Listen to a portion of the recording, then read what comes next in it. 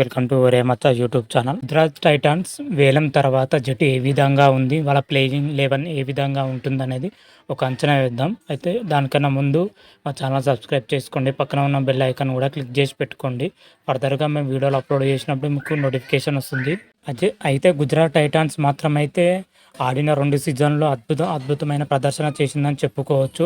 ఆడిన తొలి సీజన్లోనే టైటిల్ గెలవడం జరిగింది. తర్వాత సీజన్లో ఫైనల్ వరకు రావడం జరిగింది. ఫైనల్లో కొద్దిపాటి తప్పుదాలతోనే ఛాంపియన్ గా నిలవలేదు. అదే విధంగా హార్దిక్ పాండ్యా గుజరాత్ టైటాన్స్ సూపర్ గా రాణించడం జరిగింది.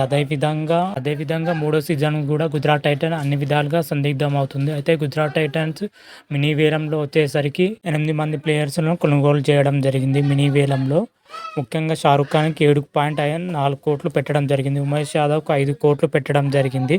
సుశాంత్ శర్మకు 2 కోట్లు పెట్టడం జరిగింది. అదేవిధంగా కార్తిక్ త్యాగికి 60 లక్షలు, మానవ్ సుందర్కి 20 లక్షలు, జాన్సన్కు 10 కోట్లు, రాబిన్కు 3 కోట్లు, అసదుల్లాకు 50 లక్షలతోని మొత్తం 8 మంది ప్లేయర్లను కొనుగోలు చేయడం జరిగింది. మొత్తం మీదుగా వీళ్ళు కొన్న తర్వాత గుజరాత్ టైటన్ టీం మొత్తం అయితే చాలా పటిష్టంగా కనబడుతుంది. గుజరాత్ టైటన్స్ అయితే చిన్న డిసడ్వాంటేజ్ ఏంటంటే ఆ జట్టు captain Hardik Pandya cash trading ద్వారా ముంబై ఇండియన్స్ కొనుగోలు చేయడం జరిగింది. హార్దిక్ పాండ్యా లేని లోటు అయితే గుజరాత్ టైటన్ తీర్చడం చాలా కష్టం. ఎందుకంటే హార్దిక్ పాండ్యా గుజరాత్ టైటన్ లో కీలక ప్లేయర్, అటు కెప్టెన్ గా గాను, బౌలర్ గా గాను, మొత్తం అన్ని విధాలుగా హార్దిక్ పాండ్యా కీలకమైన ప్లేయర్. కానీ కీలక ప్లేయర్ ను గుజరాత్ టైటన్స్ కోల్పోవడం జరిగింది. కోల్పోయిన వెంటనే గుజరాత్ టైటాన్ మేనేజ్మెంట్ మాత్రం అయితే శుభ్మన్ గిల్ ను కెప్టెన్సీగా నియమించడం జరిగింది. కొత్త కెప్టెన్స్ లో మరి గుజరాత్ టైటన్స్ ఏ విధంగా ఆడుతుందో చూడాలి. వచ్చే సీజన్కి వచ్చేసరికి గుజరాత్ టీం కాంబినేషన్ ఎలా ఉంటుంది, ఏ విధంగా ఉంటుంది, వాళ్ళ ప్లేయింగ్ 11 ఎలా ఉండబోతుంది అనేది మనం ఇప్పుడు తెలుసుకుందాం. ఒకసారి మాత్రం అయితే టీం కాంబినేషన్ మనం చూసుకుంటే ఓపెనర్లుగా వచ్చేసరికి శుభ్మన్ గిల్, రుద్దిమాన్ సాహా రానున్నాడు. రుద్దిమాన్ సాహా ఒకవేళ పక్కన పెడితే మాత్రం అయితే ఆస్ట్రేలియా బ్యాటర్ మాథ్యూ వేడ్ రానున్నాడు. వీళ్ళైతే ఓపెనర్ గా చేసే అవకాశం అయితే ఉంది. వీళ్ళతో పాటు ఇంకో ఓపెనర్ కూడా ఉన్నారు. ఉన్న రాబిన్ మింత్ జట్టులోకి రావడం జరిగింది. అతను కూడా ఓపెన్ చేసి సత్తా ఉన్న ప్లేయర్ కూడా ఉండడం జరిగింది. మొత్తాన్ని అయితే ఓపెనర్లుగా అయితే గుజరాత్ టైటన్స్ మాత్రం అయితే చాలా పటిష్టంగానే కనబడుతుంది. శుభ్మన్ గిల్, జుమాన్ సాగా, మాథ్యూ హెడ్ తో కూడింది ఓపెనర్ చాలా పటిష్టంగా కనబడుతుంది. మిడిల్ ఆర్డర్ లో వచ్చేసరికి సాయి సుదర్శన్, విజయ్ శంకర్, డేవిడ్ మిల్లర్ తో కూడిన స్ట్రాంగ్ మిడిల్ ఆర్డర్లో ఉండడం జరిగింది. వాళ్ళతో పాటు అస్మతుల్లా కూడా మిడిల్ ఆర్డర్ వచ్చే అవకాశం అయితే ఉంది. మొత్తం 4 ప్లేయర్లు మిడిల్ ఆర్డర్లో అద్భుతంగా ఉంది. స్ట్రాంగ్ పొజిషన్లో ఉంది. డేవిడ్ మిల్లర్ అయితే భీకరమైన ఫామ్లో ఉన్నాడు. విజయ్ శంకర్ కూడా బాగానే ఆడుతున్నాడు. సాయి సుదర్శన్ కూడా పర్వాలేదు, బాగానే ఆడతాడు. మొత్తం మీదుగా మిడిల్ ఆర్డర్లో కూడా మన గుజరాత్ టైటన్స్ చాలా స్ట్రాంగ్గానే కనిపిస్తుంది.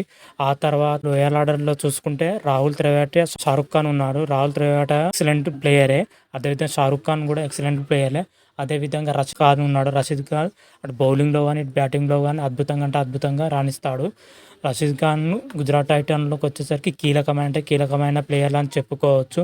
వీళ్ళు ముగ్గురు ఆర్డర్లో రానున్నారు. గుజరాత్ టైటన్స్ ఫేస్ విభాగాన్ని చూసుకుంటే మెయిన్గా మహమ్మద్ షమి, మోహిత్ శర్మ ఎక్కువ డిపెండ్ అవుతూ వచ్చింది గత సీజన్ నుంచి. వారితో పాటు ఇప్పుడు ఉమేష్ కుమార్ కూడా ఉండడం జరిగింది. జాన్సన్ కూడా ఉండడం జరిగింది.